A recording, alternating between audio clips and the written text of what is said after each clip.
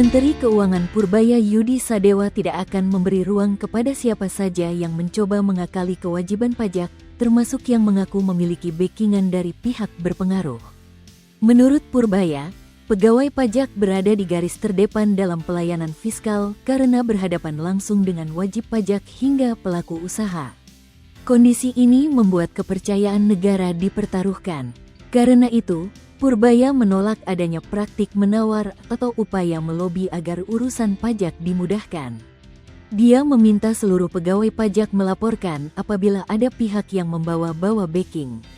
Jadi, nanti kalau ada yang nawar-nawar, bawa backing, kasih tahu saya, kita beresin ramai-ramai, bersama ya, katanya di kantor pelayanan pajak Madya Jakarta Utara, Gambir, Jakarta Pusat, Kamis, tanggal 22 Januari tahun 2026.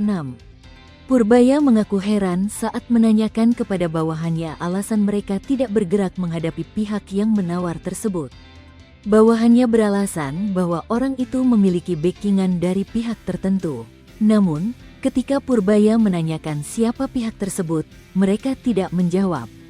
Saya sih selama ini nggak pernah dengar ada nama-nama backing yang muncul, hanya samar-samar saja. Saya tegaskan kalau ada, kasih tahu saya beresin, ujar Purbaya. Purbaya tidak ingin hal-hal seperti ini mempengaruhi penerimaan pajak negara karena ada dukungan penuh dari Presiden Prabowo Subianto untuk mengamankan pendapatan negara dan menjaga kondisi fiskal. Terkait penerimaan pajak tahun lalu yang tidak mencapai target, Purbaya menegaskan tidak ingin kejadian serupa terulang.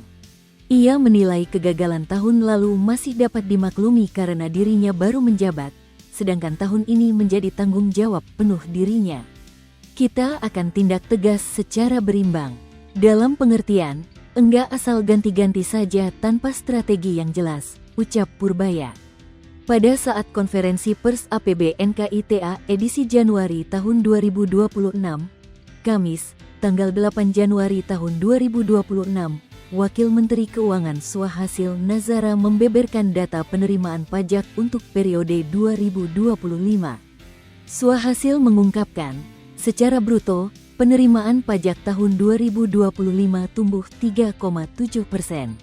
Setoran pajak di 2024 secara bruto tercatat pada angka Rp2.197,3 triliun, sedangkan pada tahun 2025 naik menjadi Rp2.278,8 triliun.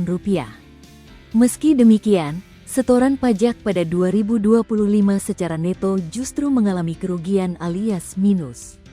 Swahasil mengatakan angka neto penerimaan pajak pada 2025 adalah sebesar Rp1.917,6 triliun.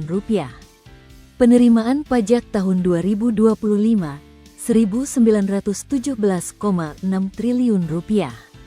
Angka bruto penerimaan pajak itu tumbuh 3,7%. Angka neto penerimaan pajak adalah minus 0,7%. Jadi 2025 itu di bawah 2024, kata Swahasil. Minusnya setoran pajak pada 2025 dipengaruhi beberapa faktor.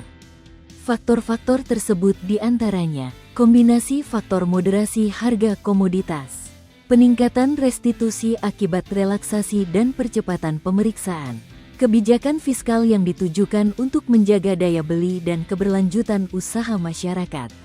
Meski secara neto mengalami minus, setoran pajak dari pajak penghasilan, PPH, badan hingga pajak pertambahan nilai, PPN, naik dari semester I ke semester 2 tahun 2025.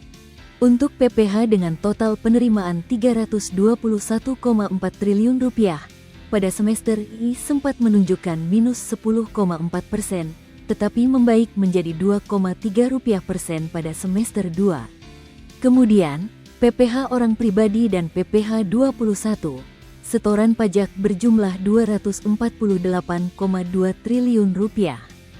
Pada semester I, PPH orang pribadi dan PPH 21 di angka minus 19,4%.